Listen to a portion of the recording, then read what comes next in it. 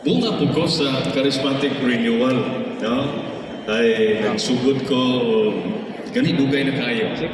I was in high school. 32 years na kong pare. High school, 10 years sa seminary, 42 plus high school.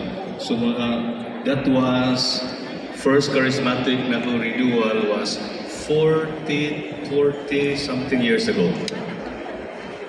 High school ko ato, niya. O dugay na kayo ito maghanap ko ng Bradodong Miliata ka. Ila ba siya? Asam Tagalapu-Lapu din eh. Dala Tagalapu-Lapu.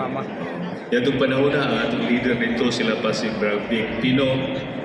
Later on si Brad Nonet na Capiliana. Pero even earlier sa high school kami ito charismatic.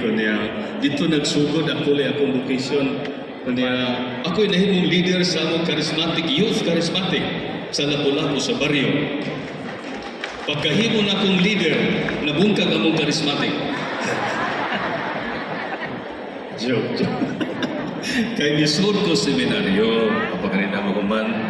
Ito yung seminary that we had our small community in Basak, Lapu-Lapu.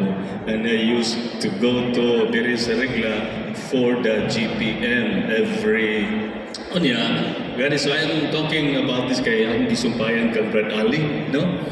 Brad Ali kay mura-mura naman kita suno mas gwapo lang ka Brad Ali.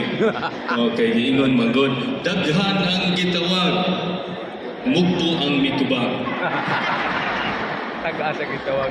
Daghan ang gitawag, cute ang mitubag. Apil na si